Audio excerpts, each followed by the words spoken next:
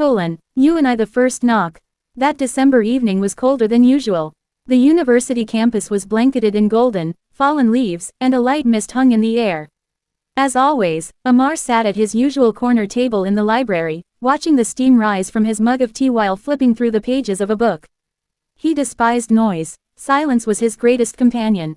This peaceful solitude was shattered when the heavy wooden door of the library swung open with a thud. A young woman, holding a mountain of files and books, rushed inside. Her hair was disheveled by the wind, and her face carried a sense of anxious urgency. She walked quickly past Ammar's table, but her foot caught on a bag lying on the floor.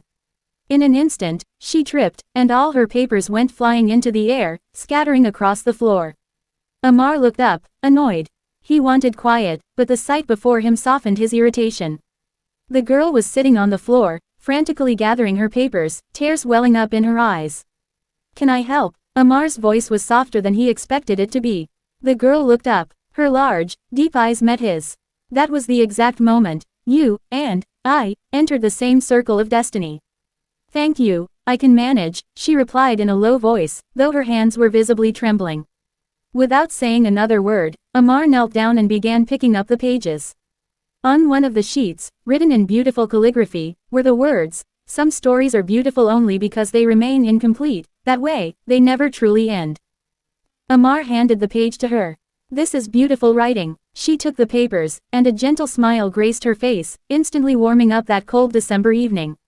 "I am Zoya, Ammar," he replied, and just like that, the first word of their story was written. The silent conversation. After that day, it seemed as though the universe was deliberately bringing Ammar and Zoya together. They crossed paths at the cafeteria, at the bus stop, and in that same old library corner. Zoya was the exact opposite of Ammar. She was full of life. Whenever she spoke, it felt like a flowing stream. Ammar, on the other hand, was like a quiet ocean, a patient listener. Despite this contrast, a bond formed between them that required no labels. One afternoon, while a heavy rain poured over the university rooftop, they stood together under a small sheltered corner. "Ammar," Zoya said, catching raindrops in her palm. "Do you ever wonder what life would be like if we had never met?" Ammar looked at the innocence on her face. "I would probably still be sitting alone in that library corner." "Zoya, you have given a voice to my silence." Zoya turned to look at him, her eyes reflecting a deep confession. "And you have turned my chaos into poetry. There is no you or I anymore, Ammar. From now on, it is only yous." They were completely unaware that life is rarely as simple as it seems during those beautiful college days. The realization of love. The final year of university flew by like a swift gust of wind. Amidst the burden of exams and worries about the future, Ammar and Zoya's relationship grew even deeper. They were no longer just friends, they had become part of each other's existence. Ammar, who once lived locked inside his own shell, now wrote poetry just to see Zoya smile. Zoya, who used to be a chatterbox, had learned to sit quietly for hours, just sharing a cup of tea with him. One evening in February, when the air was filled with the fragrance of blooming roses, Ammar called Zoya to the quiet garden tucked behind the old library. Zoya arrived dressed in a pristine white outfit, holding a few books. Her face lit up the moment she saw him.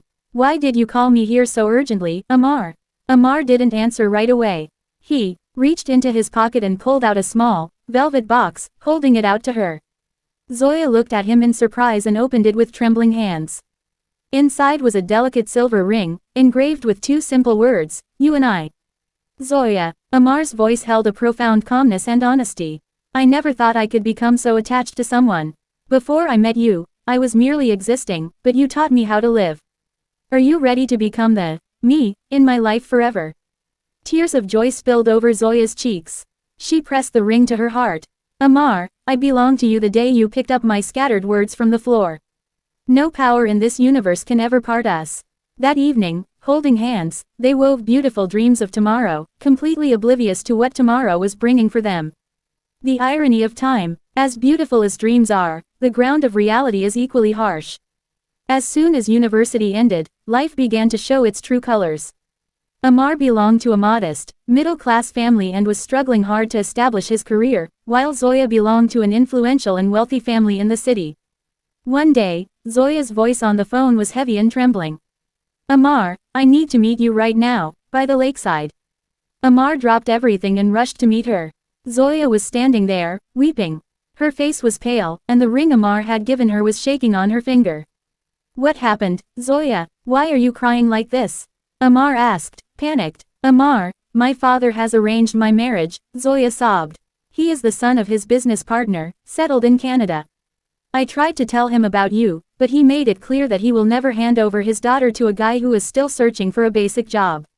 My father swore by his honor, Ammar. What do I do? The ground slipped from beneath Ammar's feet. He grabbed her hands. Zoya, you said no power could part us. We will fight. I will meet your father. I will make him understand. No, Ammar, Zoya cried out in agony. You don't know my father. He is stubborn. If I rebel, he will harm himself. I cannot walk over my father's corpse for my own happiness. Ammar looked at Zoya. Her eyes held the shattering pain of absolute helplessness. He knew how deeply she loved her family. Slowly, gently, he let go of her hands. So, is this our final goodbye? Ammar's words echoed with the desolation of centuries. Zoya wept bitterly, hugging Ammar one last time as she said the hardest goodbye of her life. That evening, the sun set as it always did, but it took the light of Ammar and Zoya's world with it. The season of distance. Time waits for no one, it passes anyway, sometimes acting as a healer, and other times leaving a permanent scar. Zoya got married and left the country for Canada. For Ammar, those initial years were nothing short of a living hell. He isolated himself completely and poured all his pain, anger, and heartbreak into his work. 7 years passed. Ammar was no longer an ordinary boy. He had become a well-known businessman and a celebrated author in the city. The pain embedded in his fictional stories was actually the essence of his own life. He never married. When people asked why he chose to remain alone, he had only one response: me, in my life departed long ago with a certain, you. On the other side of the world, Zoya's life was seemingly peaceful but hollow from within. Her husband was a good man, but he could never reach that hidden corner of her heart where Ammar's memories were buried. On cold, snowy Canadian evenings, Zoya would sit by the window with a mug of tea, yearning for that Pakistani December when she had first bumped into Ammar. The silver ring he gave her was still with her. She had threaded it through a chain and wore it as a necklace, keeping it closest to her heart. Destiny took another turn when Zoya's husband tragically passed away in an accident, leaving her alone once more. Upon the insistence of her family, 7 years later, Zoya finally decided to return to Pakistan. She was a changed woman, the sparkle in her eyes was gone, but a faint, unknown hope still lingered in her heart. The reunion. The weather in Lahore was once again that of December. There was the same familiar chill in the air, and yellow leaves were cascading down from the trees. Passing by her old university one evening, Zoya's feet refused to move forward, and she found herself walking through the campus gates. The atmosphere was exactly the same, only the faces were new. She walked slowly toward the old library. As she pushed the door open and stepped inside, it felt as though time had frozen. The scent of old pages was the same, and the bookshelves stood exactly where they used to. She walked toward the corner table where she had first met Ammar. Someone was sitting there, holding a mug of tea, quietly gazing at the falling leaves outside. Zoya's heart skipped a beat. She took one step after another. On the table lay a newly published book. The title printed in bold letters on the cover read, "You and I." And the author's name was Ammar. Zoya's purse slipped from her hand, hitting the floor. Hearing the sound, Ammar looked up, startled. 7 years, 7 long years of separation dissolved in a single glance. Ammar's eyes held that same old profound calmness, but seeing Zoya, a visible tremor of emotion passed through him. He slowly stood up from his chair.